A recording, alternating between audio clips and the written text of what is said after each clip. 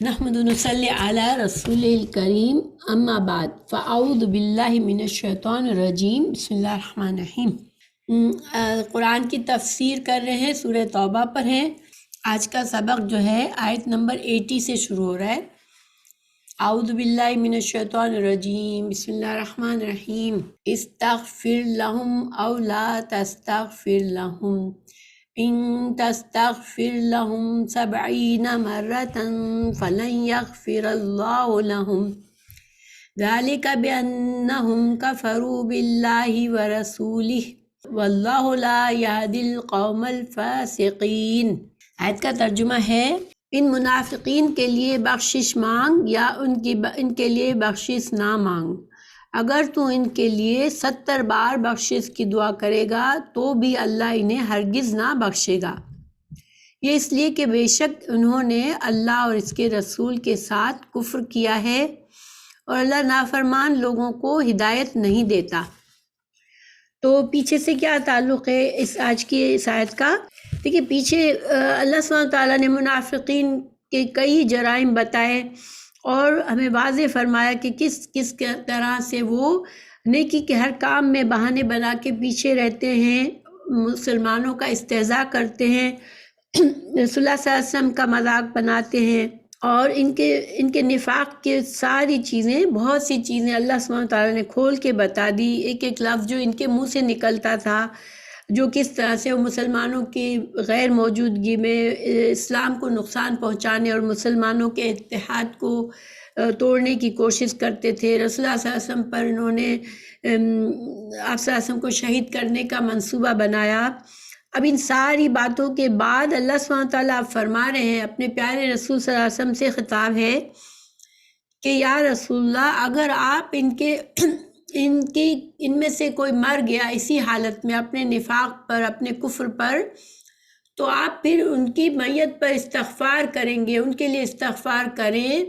یا نہ کریں، اللہ اب ان کو معاف نہیں فرمائے گا۔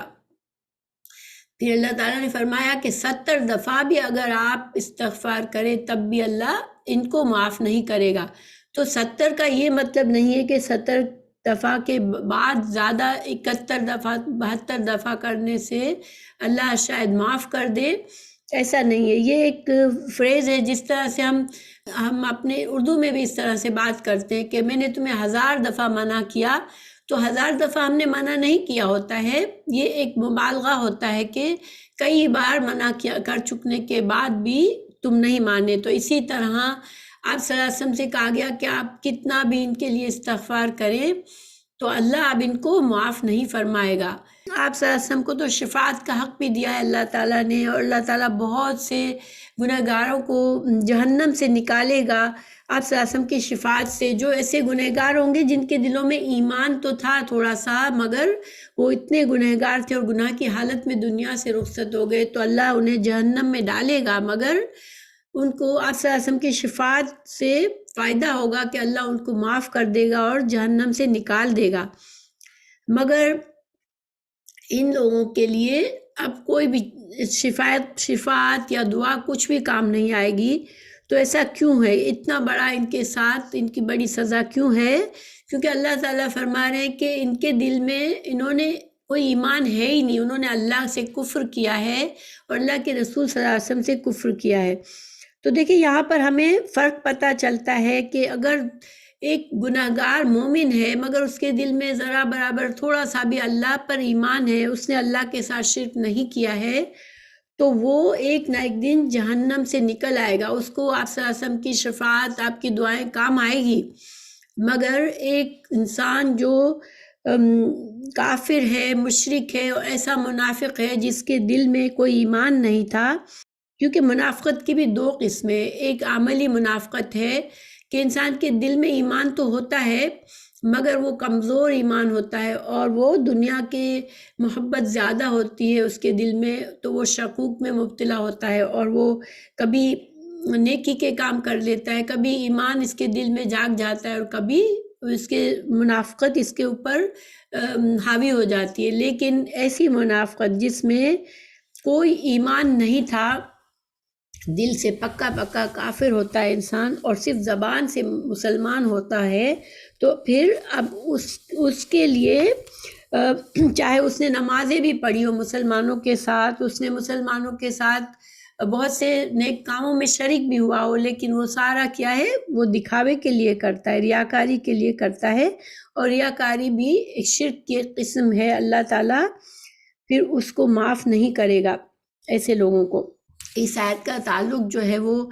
آیت نمبر 84 سے بھی ہے، تو انشاءاللہ اس میں اس کی مزید وضاحت ہوگی۔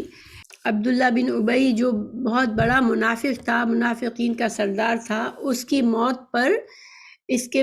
کا بیٹا جو تھا وہ مخلص مسلمان تھا، ٹھیک ہے، اس کا نام بھی عبداللہ تھا، تو اس نے اپنے باپ کے لیے آپ صلی اللہ علیہ وسلم سے درخواست کی تھی کہ آپ اس کی مغفرت کی دعا کر دیں، آپ اس کی جنازہ کی دعا کر دیں، تو اس وجہ سے اس وقت اللہ سبحانہ تعالیٰ نے آیت نمبر 84 نازل فرمائی تھی۔ تو انشاءاللہ اس کو یہاں تک ہی رکھتے ہیں اس کو، لیکن اللہ تعالیٰ نے مزید کیا فرمایا اس میں، واللہ لا یہدی القوم الفاسقین، اللہ فاسق لوگوں کو ہدایت نہیں دیتا۔ اب مرنے کے بعد ہدایت کا کیا تعلق ہے؟ تو دیکھیں یہ ہدایت کے جیسے میں نے بتایا کہ 3 درجے ہوتے ہیں۔ ایک ہوتا ہے کسی کو صحیح راستہ دکھانا، جو رسول اللہ صلی اللہ علیہ وسلم نے کا کام تھا، آپ صلی اللہ علیہ وسلم ہادی بن کر آئے اور ہمیں اللہ کی رضا حاصل کرنے کا راستہ دکھایا، دین کا راستہ دکھایا، تو یہ ہدایت کا پہلا درجہ ہوتا ہے۔ پھر جب انسان کو جب راستہ دکھا دینے کے بعد جو اس کو توفیق ملتی ہے اس راستے پر چلنے کی، وہ اللہ کی طرف سے ہوتی ہے، اللہ ہی جسے چاہے دے، اور اللہ تعالیٰ اپنی حکمت سے اسے ہدایت پر کی توفیق دیتا ہے جو کہ جس کے دل میں اخلاص ہوتا ہے، جو سچے دل سے دین کے اس پیغام کو قبول کرتا ہے، دین کی دعوت کو قبول کرتا ہے، تو پھر اللہ سبحانہ تعالیٰ جس کے دل میں طلب ہوتی ہے کہ میں اچھا بن جاؤں، میں نیک بن جاؤں، اللہ اسے توفیق عطا فرماتے ہیں، اور پھر جب اس توفیق کے ساتھ وہ سیدھے راستے پر چلتے ہوئے اپنے انجام کو پہنچتا ہے تو اس کا انجام اچھا ہوتا ہے۔ تو یہ ہدایت کے یعنی کہ آخری درجہ ہدایت کا کیا ہوتا ہے کہ انسان کا انجام اچھا ہو جائے، انسان جنت میں داخل ہو جائے۔ تو اللہ تعالیٰ یہاں پر ہدایت جو ہے نہیں دیتا کا مطلب ہے کہ اللہ ایسے لوگوں کو آخرت کی کامیابی نہیں دے گا، ان کو جنت میں داخل نہیں کرتا۔ اور فاسق جو ہوتا ہے وہ ہر طرح کے گناہ کو فسق کہتے ہیں، لیکن یہ الفاسق جو ہیں یہ ان کا منافقت کا وہ درجہ جس پہ وہ کفر تک پہنچے ہوئے ہیں، پکے کافر ہیں، تو پھر اللہ سبحانہ تعالیٰ ان کو آخرت میں کامیابی نہیں ان کو دے گا، ان کو جنت میں داخل نہیں کرے گا۔ تو اس آیت کا خلاصہ کیا ہوا؟ ایمان ایک بہت قیمتی چیز ہے، ایمان کا ذرہ برابر بھی ایمان کسی کے دل میں ہوتا ہے تو وہ ہمیشہ کے لیے جہنم میں نہیں جائے گا، مگر منافقت کی جو عملی منافقت ہے لوگوں کے اندر جو ہمیں عام نظر آتا ہے، بہت سے مسلمانوں میں ہمیں نظر آتا ہے، خود ہم بھی اگر اپنے اندر جھانکیں تو کہیں نہ کہیں یہ عملی نفاق ہم سے بھی واضح ہو جاتا ہے، واقع ہو جاتا ہے۔ لیکن منافقت کی جو صفات ہمیں پتہ ہے، جھوٹ بولنا، دھوکہ دینا، دوگلا پن کرنا، انسان حق کے خلاف وہ جھگڑتا رہے، سچی بات تو وہ خود اپنا گناہ ہو لیکن وہ قبول نہ کرے، جھگڑے اور گالی گلوچ کرے، یہ ساری جو ہے صفات ہمیں بتائی گئی ہیں کہ یہ منافقت کی صفات ہے۔ کسی کا مذاق اڑانا، دل میں تکبر رکھنا، کسی کو اپنے سے کمتر سمجھ کے اس کے بارے میں اس کا مذاق اڑانا، تو یہ ساری باتیں جو ہے منافقت والے اعمال ہیں، منافقت کی صفات ہیں۔ تو انسان کو اپنا تجزیہ کرنا چاہیے، کیونکہ جب انسان کی جو نفاق بڑھتا جاتا ہے تو وہ اس کے ایمان کو نقصان دیتا ہے، کیونکہ ہمارا دل جو ہے گناہوں سے سیاہ ہوتا رہتا ہے، اس پر داغ لگتے رہتے ہیں۔ تو انسان کو اپنے ایمان کی فکر کرنی چاہیے، اپنا تجزیہ کرنا چاہیے، اور انسان کو اپنے نفاق کی کوئی بھی صفت ہمارے اندر نظر آئے تو اس کو نکالنا چاہیے، کیونکہ منافق جو ہے اس پر اللہ تعالیٰ کا غصہ زیادہ ہے کافر سے بھی، کیونکہ وہ دھوکہ دیتا ہے۔ اچھا، اب دوسری سوال یہ پیدا ہوتا ہے کہ کیا ہم استغفار کر سکتے ہیں؟ کیا ہمیں لگے کہ کسی انسان میں نفاق کی صفات ہے، وہ ہمیں منافق لگتا ہے، نہ نمازیں پڑھتا ہے، نہ روزے رکھتا ہے، دین کی کوئی نیک عمل میں شریک نہیں ہوتا، مسلمان کے گھر میں پیدا ہوا ہے، خود کو مسلمان کہتا ہے، لیکن اس کے اندر ہمیں ایمان نظر نہیں آتا، تو کیا ہم ایسے لوگوں کی نماز جنازہ سے ہٹ سکتے ہیں، اس کو نہ پڑھیں، ہم اس سے رک جائیں؟ تو دیکھیں، چونکہ دلوں کا حال اللہ جانتا ہے، اس کے دل میں، کسی کے دل میں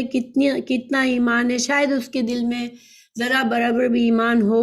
شاید اس نے کوئی ایسا کام کر لیا ہو جس سے اللہ تعالیٰ نے اسے بخشنے کا ارادہ کر دیا ہو،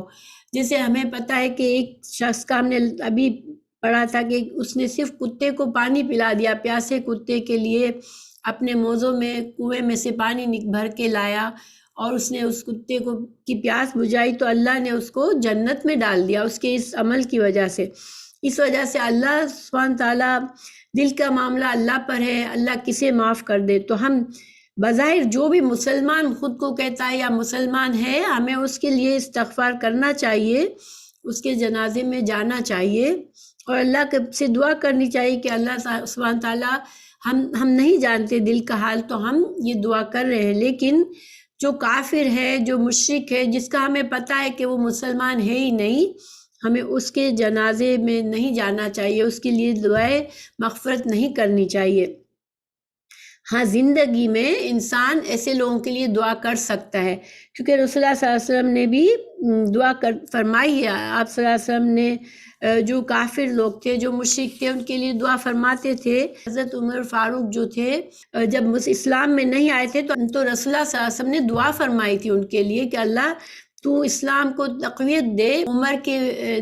ایمان سے، تو اللہ تعالیٰ نے ان کے حق میں دعا قبول فرمائی تھی، اور حضرت عمر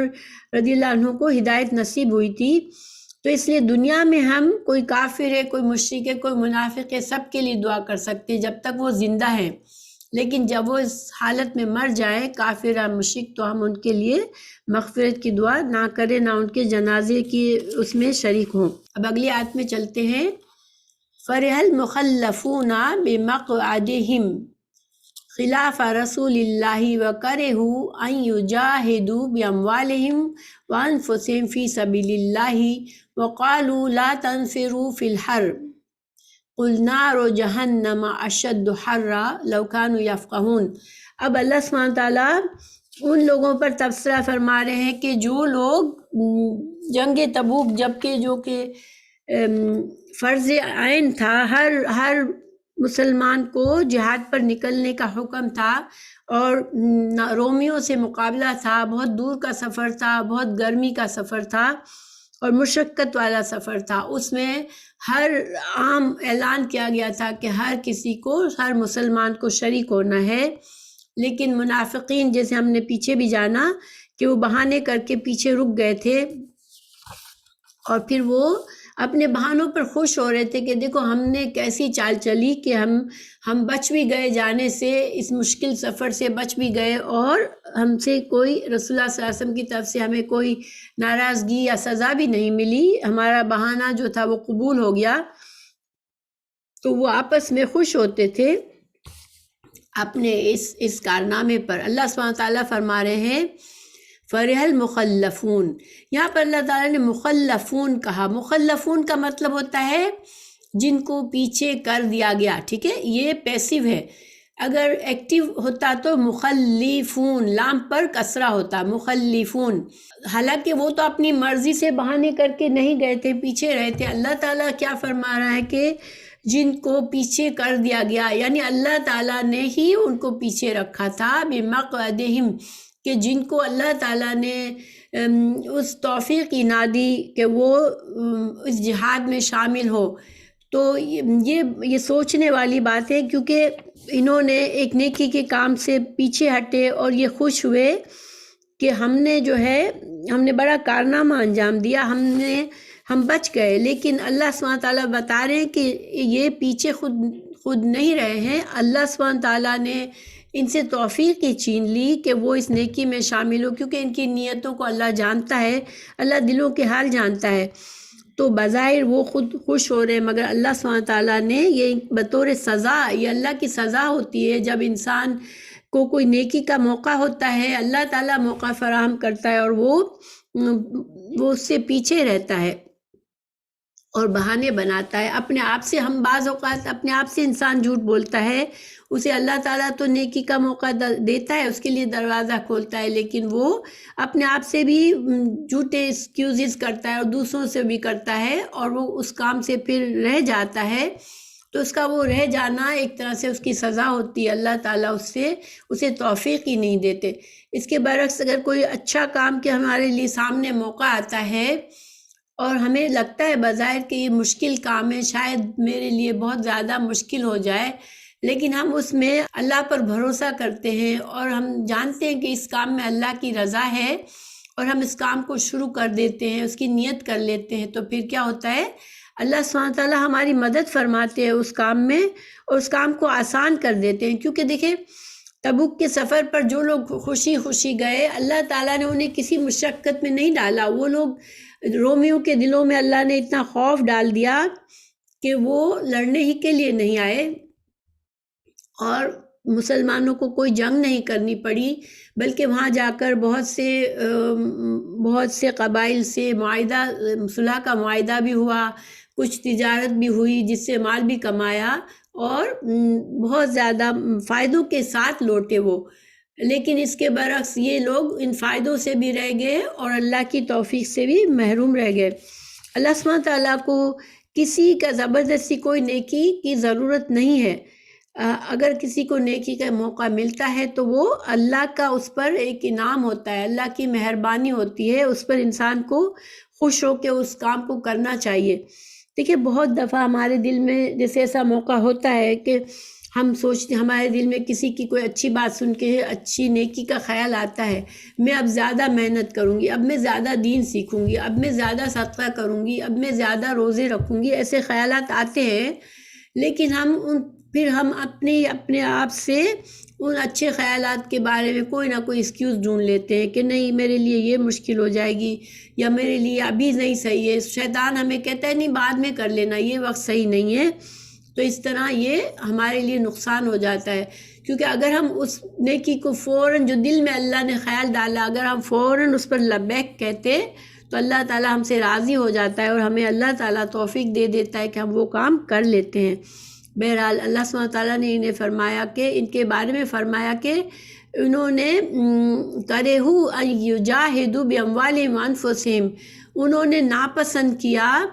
کہ وہ جہاد کریں اپنے جان اور مال سے اللہ کے راستے میں، اور انہوں نے کیا کہا، وقالوا لا تنفروا فی الحر، انہوں نے ایک دوسرے سے نہ صرف وہ خود رک گئے بلکہ انہوں نے ایک دوسرے سے کہا کہ تم مت جاؤ، بہت گرمی ہے، اتنی گرمی میں تم مت جاؤ اس سفر پر، یعنی دوسروں کو بھی انہوں نے ان کی ہمت بھی توڑنے کی کوشش کی، جو لوگ جا رہے تھے ان کی بھی ہمت توڑنے کی کوشش کی۔ اللہ سبحانہ تعالیٰ جواب دے رہا ہے کہ قُلْ نَارُ جَهَنَّمَ أَشَدُّ حَرًّا، کہ آپ ان سے کہہ دیں کہ جہنم کی آگ جو ہے وہ اس گرمی سے کہیں زیادہ شدید ہے۔ لَوْ كَانُوا يَفْقَهُونَ، لیکن کاش ان کو یہ سمجھ ہوتی، فقہا ہوتا ہے گہری سمجھ کا۔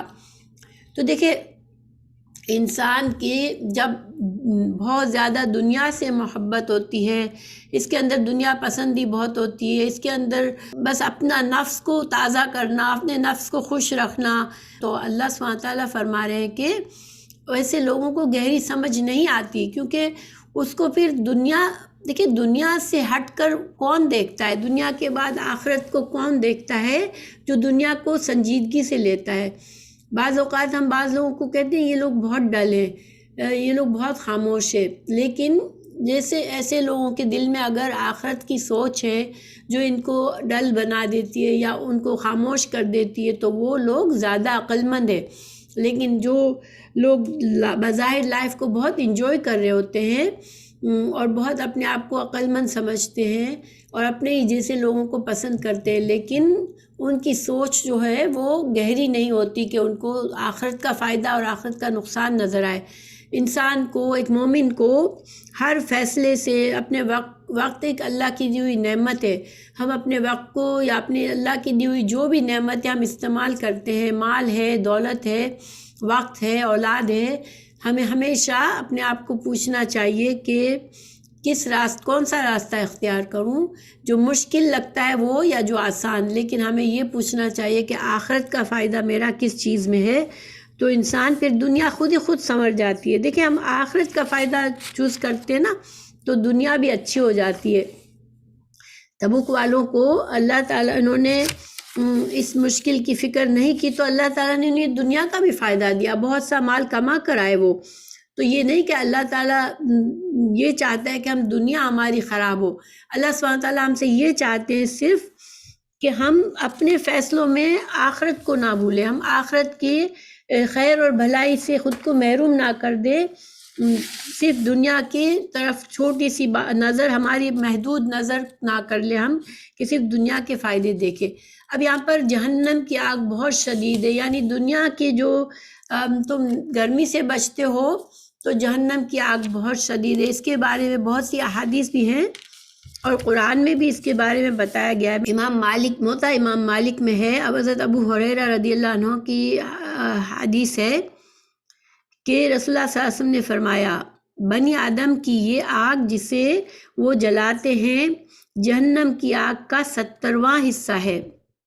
صحابہ نے عرض کی اے اللہ کے رسول، عذاب کے لیے تو دنیا کی آگ ہی کافی تھی. آپ صلی اللہ علیہ وسلم نے فرمایا کہ جہنم کی آگ دنیا کی آگ سے 69 گنا زیادہ ہے، زیادہ سخت ہے. تو اللہ سبحانہ تعالیٰ ہمیں محفوظ رکھے. دیکھیں ہم کبھی ایسا بیٹھ کر سوچتے ہیں، ہم کبھی بھی دنیا کی آگ پر ہاتھ نہ رکھیں، لیکن جب ہم غلط چوائسز کرتے ہیں، اپنے وقت کا، اپنی نعمتوں کا غلط استعمال کرتے ہیں، کوئی گناہ میں ملوث ہو جاتا ہے انسان، غیبت، جھوٹ، دھوکہ، یہ بڑے بڑے گناہ، یہ چھوٹے گناہ نہیں ہیں. لیکن انسان اگر جہنم کی آگ کو نظر سوچیں اس کے بارے میں تو یہ 70 گنا زیادہ ہے، شدید ہے، دنیا کی آگ ہے. اس کے بارے میں ایک اور حدیث ہے، رسول اللہ صلی اللہ علیہ وسلم نے فرمایا کہ قیامت کے دن سب سے ہلکا عذاب اسے ہوگا جسے جہنم کی آگ کے 2 جوتے اور 2 تسمے پہنائے جائیں گے، جس سے اس کا دماغ اس طرح کھولتا ہوگا جس طرح ہنڈیاں کھولتی ہے، اور اس کے باوجود وہ یہ سمجھے گا کہ دوزخیوں میں سے اور کسی کو اس سے زیادہ سخت عذاب نہیں ہے، حالانکہ اسے سب سے ہلکا عذاب ہوگا. یہ حدیث بخاری اور مسلم میں ہے. دیکھیں جہنم کے صرف اسے آگ کے 2 جوتے صرف پہنائے جائیں گے، اس کا پورا جسم جو ہے وہ آگ میں نہیں ہوگا. تو اس سے صرف اس کو اتنی زیادہ تکلیف ہو رہی ہوگی کہ وہ خود سوچے گا کہ مجھ سے زیادہ کسی کو عذاب نہیں دیا گیا، مجھے سب سے زیادہ عذاب ملا ہے. اتنا سخت عذاب وہ ہوگا. اللہ تعالیٰ ہمیں محفوظ رکھے. تو اسی طرح قرآن میں ہے، اللہ سبحانہ تعالیٰ نے فرمایا کَلَّا إِنَّهَا لَظَىٰ نَزَّاعَةً لِلشَّوَىٰ. سورہ معارج کی آیت 15 اور 16 میں ہے. اس کا ترجمہ ہے ایسا ہرگز نہیں ہوگا، بے شک وہ بھڑکتی ہوئی آگ ہے، کھال ادھیڑ ڈالنے والی ہے. یعنی وہ اتنی سخت قسم کی آگ ہوگی کہ انسان کی کھال ایک لمحے میں ادھڑ جائے گی، جل جائے گی، اور پھر اللہ سبحانہ تعالیٰ اس کو دوسری کھال دے دیں گے تاکہ اس کا عذاب جاری رہے. پھر دوسری جگہ اللہ تعالیٰ نے فرمایا سورہ حج آیت نمبر 19 سے 22 تک، ان کے سروں پر کھولتا ہوا پانی ڈالا جائے گا اور اس سے ان کے پیٹ کے اندر کی چیزیں اور کھالیں گل جائیں گی، اور ان کو مارنے کے لیے لوہے کے ہتھوڑے ہوں گے. جب وہ چاہیں گے کہ اس رنج و تکلیف سے دوزخ میں سے نکل جائیں تو پھر اسی میں لوٹا دیے جائیں گے اور کہا جائے گا جلنے کے عذاب کا مزہ چکھتے رہو. اللہ سبحانہ تعالیٰ محفوظ رکھے. دیکھیں ہم یہ چیزیں جہنم کی باتیں سنتے ہیں مگر ہمیں وہ اثر نہیں ہوتا کیونکہ ہمیں بہت دور لگتا ہے یہ چیزیں. صحابہ کرام کا ایمان ایسا تھا کہ ان کو جہنم اور جنت نظر آتی تھی اور چھوٹے سے گناہ پر وہ تڑپ جاتے تھے. لیکن ہم لوگ آج ہمیں اتنا احساس نہیں. جیسے دیکھیں جس کی نظر کمزور ہوتی ہے اسے دور کی چیز نظر نہیں آتی، اور اگر آتی ہے تو بہت دھندلی نظر آتی ہے. تو ہمارا یہی حال ہے کہ ہماری نظر میں وہ قوت نہیں ہے کہ ہم اتنے دور تک دیکھ سکیں. اللہ تعالیٰ نے سورہ نساء میں آیت نمبر 56 میں فرمایا یقیناً جن لوگوں نے ہماری آیتوں سے کفر کیا ان قریب ان کو آگ میں داخل کریں گے، جبکہ ان کی کھالیں گل اور جل جائیں گی تو ہم ان کی اور کھالیں بدل دیں گے تاکہ ہمیشہ عذاب کا مزہ چکھتے رہے۔ نعوذ باللہ، اللہ تعالیٰ میں محفوظ رکھے۔ دیکھیں انسان کی کھال جو ہے نا وہ اصل میں وہ دنیا میں بھی ہم جانتے ہیں کہ کھال جو ہے اس کے اندر ساری نروز ہوتے ہیں اور جس سے وہ درد کو محسوس کرتا ہے، تو آخرت میں بھی کھال جب گل جائے گی تو اس کو دوسری کھال دی جائے گی تاکہ اس کو دوبارہ سے جلنے کا احساس ہو، کہ وہ جل کر راکھ نہ ہو جائے بلکہ وہ عذاب کو محسوس کرتا رہے۔ اللہ سبحانہ تعالیٰ محفوظ رکھے آگ سے۔ پھر اے نبی صلی اللہ علیہ وسلم کہہ دیجئے کہ دوزخ کی آگ اس سے کہیں زیادہ گرم ہے۔ کاش یہ اس بات کو سمجھتے کہ ان کو کاش سمجھ آتی کہ دوزخ کی آگ جو ہے وہ کہیں زیادہ شدید ہے، جس آگ سے جس گرمی سے یہ بچنا چاہتے ہیں اور وہ گھر میں رہ گئے تو وہ دوزخ کی آگ سے تو اس سے کہیں زیادہ شدید ہے، کاش وہ جانتے۔ پھر آگے اللہ تعالیٰ فرما رہے ہیں فَلْيَضْحَكُوا قَلِيلًا وَلْيَبْكُوا كَثِيرًا۔ اللہ تعالیٰ فرما رہے ہیں کہ ان کو چاہیے کہ وہ زیادہ کم ہنسیں اور زیادہ روئیں۔ اس کا کیا مطلب ہے؟ دیکھیں جو انسان آخرت کے سے غافل ہوتا ہے وہ بڑا ہنسنا ہنسانا اس کو بہت پسند ہوتا ہے، اور جب وہ منافقین کا کیا تھا کہ وہ خوش ہو رہے تھے کہ ہم بچ گئے، تو اللہ تعالیٰ نے ان کو ایک طرح سے تنبیہ کی کہ یہ ہنس رہے ہیں، یہ خوش ہو رہے ہیں، مگر ان کو اصل میں ان کو کیا چاہیے کہ وہ کم ہنسیں اور زیادہ روئیں۔ کیوں؟ جزاء بما كانوا یکسبون، کیونکہ ان کے جو کمایا ہوا ہے، انہوں نے جو دنیا میں جو کچھ انہوں نے کام کیا ہے، جو کچھ انہوں نے گناہ کمائے ہیں، تو اس کا جو ان کو عذاب ملے گا وہ ایسا ہے کہ ان کو اگر دنیا میں ان کو پتہ چل جائے کہ ان کے آگے کیا چیز آنے والی ہے تو وہ اپنا ہنسنا بھول جائے۔ ایک حدیث بھی ہے، آپ صلی اللہ علیہ وسلم نے فرمایا اگر تم لوگ وہ کچھ جان لو جو میں جانتا ہوں تو یقیناً تم بہت کم ہنسو اور بہت زیادہ رو۔ یہ بخاری کی حدیث ہے 1044۔ تو اس کا کیا مطلب ہے؟ دیکھیں انسان دنیا میں ہنسنا ہنسانا بہت اچھا لگتا ہے ہمیں، کہ ہمیں انجوائے کرنا اچھا لگتا ہے، لیکن انسان ایک مومن کو ہمیشہ یاد رکھنا چاہیے کہ بہت زیادہ ہنسنا، بہت زیادہ بولنا، یہ باتیں اسلام میں ناپسندیدہ ہے، کیونکہ اس سے انسان غافل ہو جاتا ہے، انسان پھر سنجیدہ نہیں رہتا۔ دنیا کے بارے میں، آخرت کے انجام کے بارے میں تھوڑی سنجیدگی فائدہ دیتی ہے۔ اگر انسان ان چیزوں پر نظر رکھتا ہے تو دنیا سے اس کی محبت تھوڑی کم ہوتی ہے، لیکن وہ اپنی آخرت کو بہتر بناتا ہے، محنت کرتا ہے۔ آج جو دنیا میں سے موقع ملا ہے اس سے وہ فائدہ اٹھاتا ہے اور نیکی کے کام جمع کرتا ہے، اپنے لیے نیکیاں جمع کرتا ہے۔ پھر اللہ تعالیٰ فرما رہے ہیں فَإِن رَجَعَكَ اللَّهُ إِلَىٰ طَائِفَةٍ مِّنْهُمْ فَاسْتَأْذَنُوكَ لِلْخُرُوجِ فَقُل لَّن تَخْرُجُوا مَعِيَ أَبَدًا وَلَن تُقَاتِلُوا مَعِيَ عَدُوًّا إِنَّكُمْ رَضِيتُمْ بِالْقُعُودِ أَوَّلَ مَرَّةٍ فَاقْعُدُوا مَعَ الْخَالِفِينَ۔ اللہ تعالیٰ فرما رہے ہیں کہ بس اگر اللہ تجھے ان میں سے کسی گروہ کی طرف واپس لے آئے، پھر وہ تجھ سے جنگ کے لیے نکلنے کی اجازت طلب کرے تو تو کہہ دے کہ تم میرے ساتھ کبھی نہیں نکلو گے اور میرے ساتھ مل کر کبھی کسی دشمن سے نہیں لڑو گے۔ بے شک تم پہلی مرتبہ بیٹھ رہنے پر خوش ہوئے، سو پیچھے رہنے والوں کے ساتھ بیٹھے رہو۔ یہاں بھی منافقین کو ایک طرح سے ڈانٹا جا رہا ہے اور رسول اللہ صلی اللہ علیہ وسلم کو منع فرمایا کہ اب آئندہ، کیونکہ وہ سفر تبوک کا سفر تو بہت مشکل تھا، لیکن آئندہ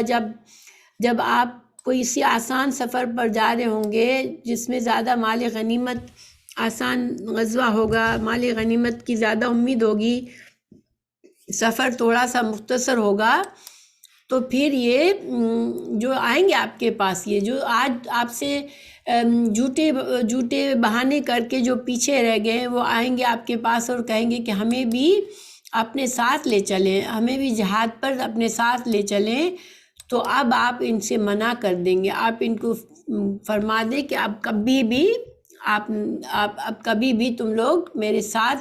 کسی جہاد پر شریک نہیں ہو سکتے ہو، کیونکہ تم نے پہلی بار تم کو موقع تھا، اللہ تعالیٰ نے تمہیں موقع دیا تھا، فرض عین تھا اس وقت سورہ تبوک میں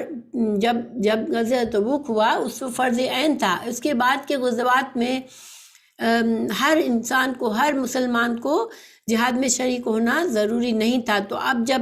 جب اور جو مجاہدین، جو سچے مجاہدین ہیں، آپ صلی اللہ علیہ وسلم سے کہا گیا انہی کے ساتھ جائیں گے، آپ ان جھوٹے منافقین کو اجازت ہی نہیں دیں گے، جو پہلے رک گئے اب آپ ان کو اجازت نہیں دیں گے کہ وہ آپ کے ساتھ جائیں۔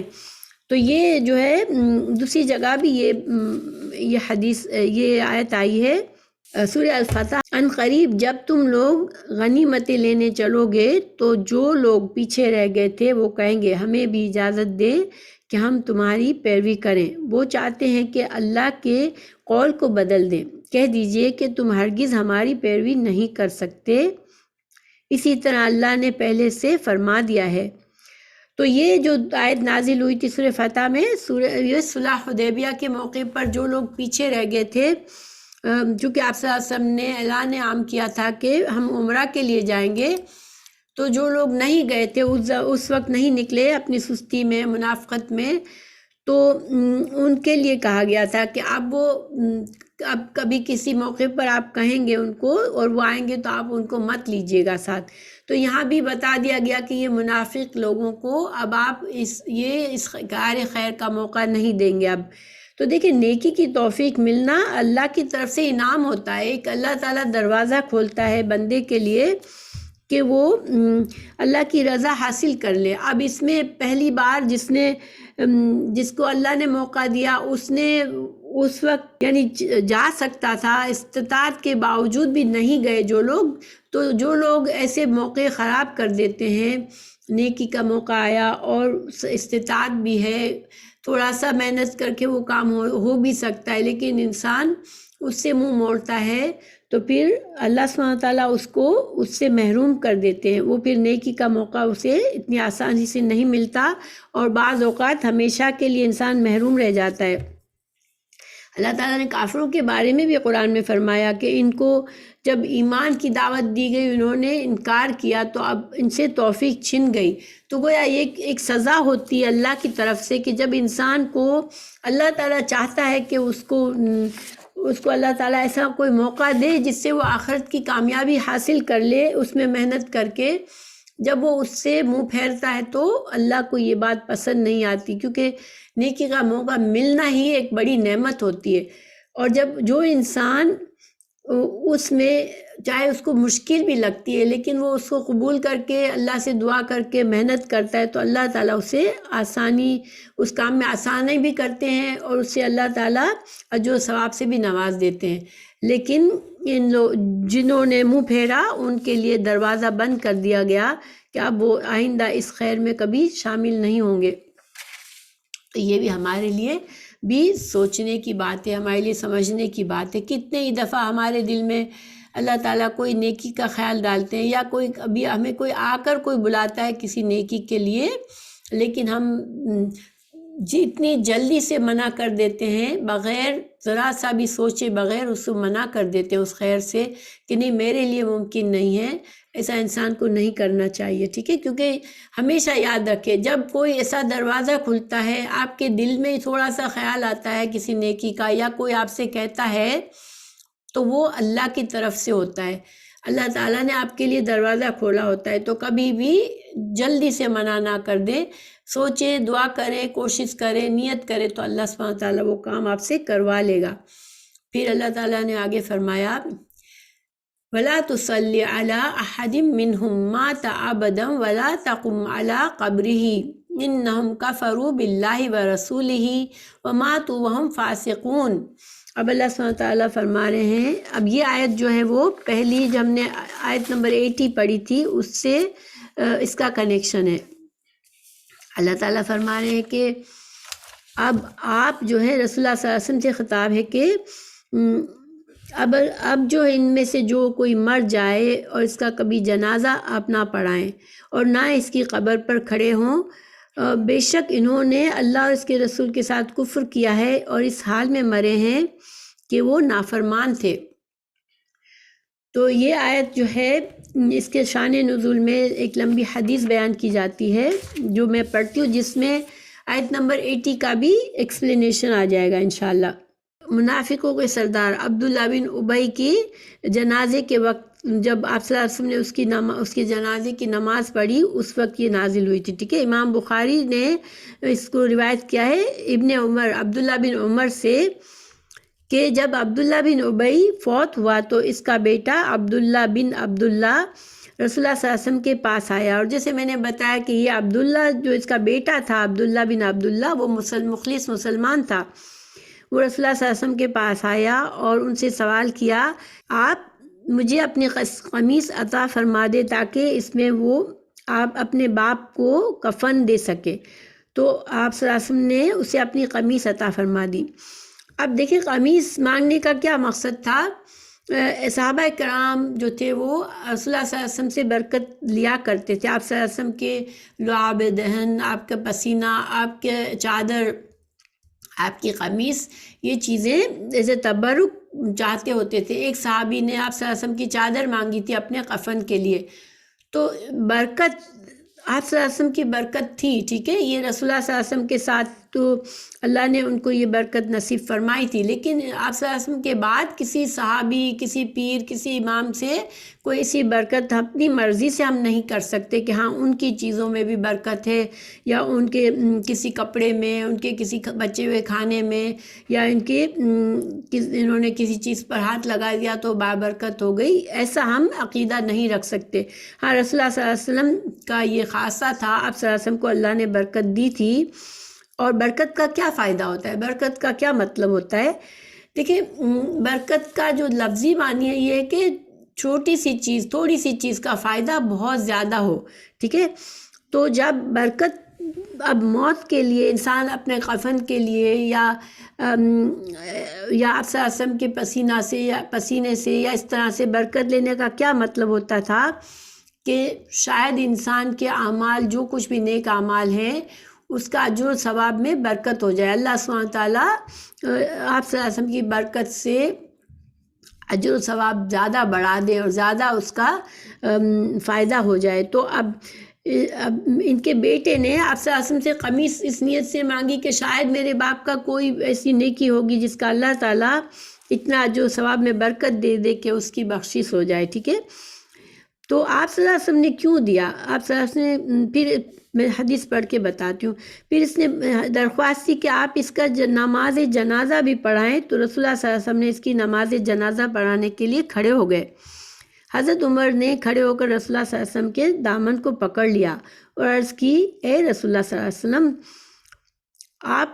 آپ اس کا جنازہ پڑھنے لگے ہیں، حالانکہ اللہ تعالیٰ نے تو آپ کو اس کا جنازہ پڑھنے سے منع فرمایا ہے۔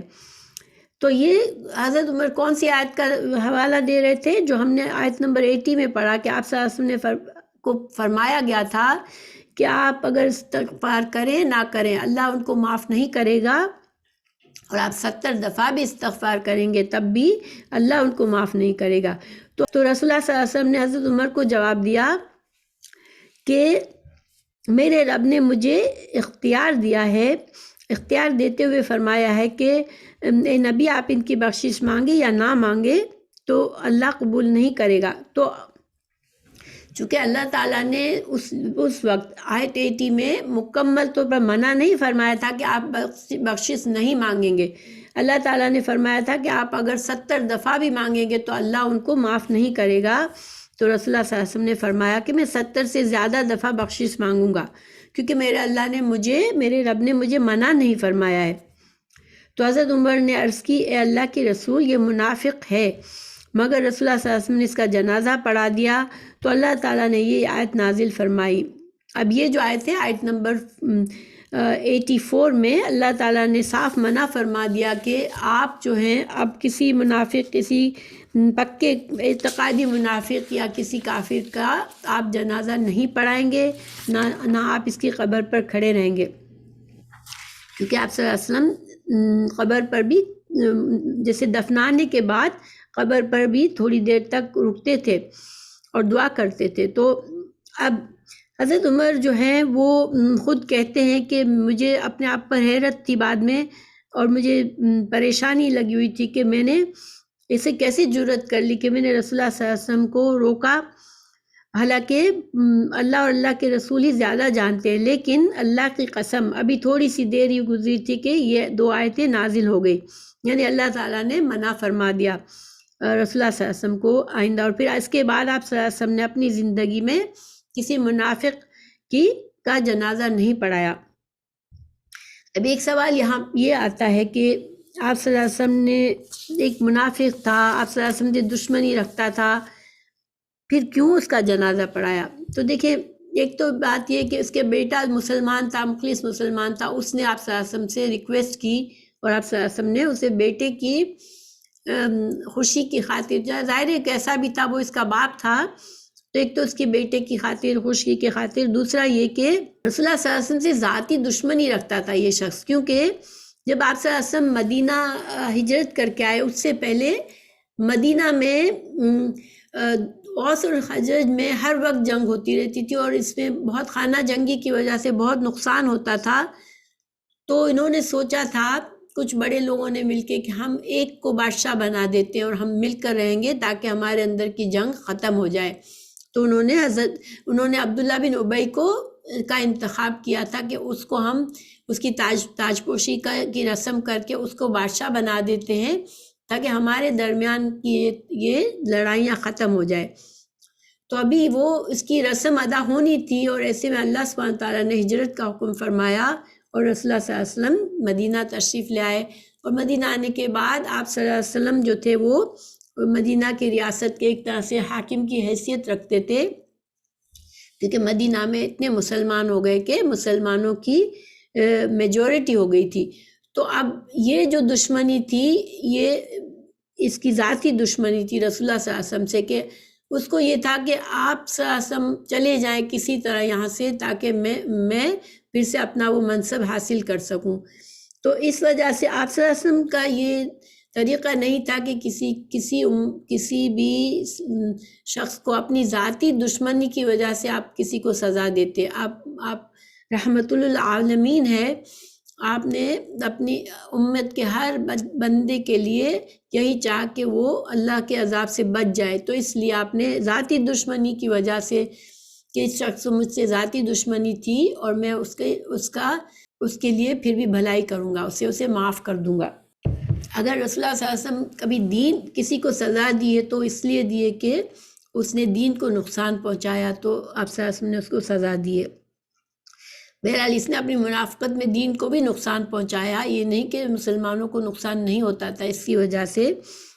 تو اللہ سبحانہ تعالیٰ نے صاف طور سے منع فرما دیا کہ اب آئندہ آپ ایسا کام نہیں کریں گے، اور اسی وجہ سے چونکہ یہ حکم عام ہے تو علماء نے کہا کہ کسی کافر کا ہم بھی جنازہ نہیں پڑھا سکتے۔ ہاں، البتہ منافقت کا یہ ہے کہ اب وہ اعتقادی منافقت ہے یا نہیں ہے، کسی کے دل کا ہمیں نہیں پتہ، اس لیے ہمیں شک بھی ہو کسی کے اعمال سے تو بھی ہمیں اس سے اچھا گمان کر کے اللہ سے اس کے لیے دعا کر لینی چاہیے۔ پھر وَلَا تُعْجِبْكَ أَمْوَالُهُمْ وَأَوْلَادُهُمْ إِنَّمَا يُرِيدُ اللَّهُ أَن يُعَذِّبَهُمْ بِهَا فِي الدُّنْيَا وَتَزْهَقَ أَنفُسُهُمْ وَهُمْ كَافِرُونَ۔ اللہ تعالیٰ فرما رہے ہیں کہ ان منافقین کو جو اللہ نے مال اور اولاد دے رکھی ہے، تم کو اس سے کوئی دلچسپی نہیں ہونی چاہیے، تمہیں اس پر رشک نہیں آنا چاہیے، کیونکہ اللہ یہ چاہتا ہے کہ انہیں ان کے ذریعے دنیا کی سزا دے، ان کی جانیں اس حال میں نکلے کہ وہ کافر ہو۔ دیکھیں یہ آیت جو ہے تھوڑے سے فرق سے آیت نمبر 55 پر بھی آ چکی ہے، ٹھیک ہے، اسی سورہ توبہ میں۔ تو کیوں اس آیت کو دوبارہ لایا گیا کہ اس کی اہمیت ہے؟ دیکھیں انسان کے جو نفاق اور اسلام سے دشمنی اور حق کے راستے سے کیوں ہٹتا ہے انسان؟ دنیا کی محبت کی وجہ سے۔ اور دنیا کی محبت کی جو سب سے زیادہ چیز انسان کو اٹریکٹ کرتی ہے وہ اس کی مال کی کثرت اور اس کی اولاد کی کثرت جو ہوتی ہے انسان کی، یہ انسان کو دنیا میں غافل کر دینے والی چیزیں۔ اللہ تعالیٰ نے قرآن میں دوسری جگہ بھی فرمایا ہے کہ تمہارے مال اور اولاد تمہارے لیے فتنہ ہے، تمہارے لیے آزمائش ہے۔ تو ایک نیک انسان کے لیے مال اور دولت اس کے لیے نیکی کمانے کا ذریعہ بن جاتے ہیں، اگر وہ حلال مال کماتا ہے اور اپنے مال سے اللہ کی رضا کے حاصل کرنے کے کام کرتا ہے، اپنی اولاد کی تربیت دے کے ان کو اچھا مسلمان بناتا ہے، اللہ کا فرما بردار بناتا ہے، جو اولاد اس کے لیے ثواب جاریہ کا سبب بنتی ہے، اور اللہ تعالیٰ جنت میں بھی اس اولاد سے اسے ملائے گا۔ لیکن کافروں اور منافقوں کے لیے یہ چیزیں اس کو دنیا میں مشغول کرنے والی ہوتی ہے۔ اللہ تعالیٰ نے دوسری جگہ بھی قرآن میں فرمایا، سورہ انشقاق میں اللہ تعالیٰ نے فرمایا آیت نمبر 13 اور 14 میں کہ جن لوگوں کو پیٹھ کے پیچھے سے اعمال نامے دیے جائیں گے آخرت میں، وہ ایسے لوگ ہوں گے کہ وہ اپنی موت کو پکاریں گے، کیونکہ دنیا میں وہ اپنے گھر والوں میں مگن تھے، اور گھر والوں سے مطلب سب چیزیں آ جاتی ہے، اللہ نے جو نعمتیں دی ہوتی ہے، جو رشتہ دار، جو خاندان، جو کنبہ، جو اولاد، سب آ جاتے ہیں گھر والوں میں۔ تو وہ لوگ، اللہ نے ان کو بہت کنبہ دیا، بہت مال دیا، بہت اولاد دی، تو وہ اسی میں اتنا مگن اور خوش تھا، انہی چیزوں میں مصروف تھا کہ اسے کبھی یاد ہی نہیں آیا کہ اسے اللہ کے پاس لوٹ کر جانا ہے۔ ٹھیک ہے، مومن جو ہے وہ اس کے لیے یہ چیزیں فائدہ مند ہوتی ہے، لیکن جب انسان اللہ سے جو چیزیں، یہ چیزیں جس کو اللہ سے غافل کر دیتی ہیں، اپنی آخرت سے غافل کر دیتی ہے، تو یہ بہت ہی نقصان دہ اور بہت بڑا فتنہ بن جاتا ہے انسان کے لیے۔ تو بہرحال اللہ سبحانہ تعالیٰ نے اور جگہوں پر بھی قرآن میں یہ اس سے تنبیہ فرمائی ہے۔ اسی صورت کی آیت نمبر 55 میں بھی اللہ نے فرمایا کہ ان لوگوں کے مال اور دولت اور اولاد اور دنیاوی چمک دمک سے دھوکے میں نہ پڑیں آپ۔ اللہ یہ چاہتا ہے کہ ان کو عذاب دے دنیا میں، اور آخرت میں ان کی موت اس طرح اس حال میں آئے کہ وہ کافر ہوں۔ دیکھیں، جب جس انسان نے ان چیزوں میں اتنا مشغول رہا ہوگا، جب وہ مر رہا ہوتا ہے تو اس کو بہت ہی دکھ بھی ہوتا ہے کہ یہ سب کچھ وہ چھوڑ کے جا رہا ہے۔ اس وقت بھی اس کو اپنی مغفرت کا خیال نہیں آتا کہ میں اب میں اللہ سے معافی مانگ لوں، اس کو یہی دکھ ہوتا ہے کہ میں یہ اپنی ساری نعمتیں مجھ سے چھن رہی ہے، تو اسی میں مصروف رہتا ہے۔ اور یہ ایک عذاب ہوتا ہے اللہ کی طرف سے کہ اللہ ان کو دنیا میں بھی اس سے غافل کرتا ہے، اور مرتے وقت بھی اسی میں غافل رہتے ہیں۔ اللہ تعالیٰ ہمیں محفوظ رکھے، اور اللہ تعالیٰ ہماری اولادوں کو اور ہمارے مال کو ہمارے لیے آخرت کمانے کا ذریعہ بنائے، آمین۔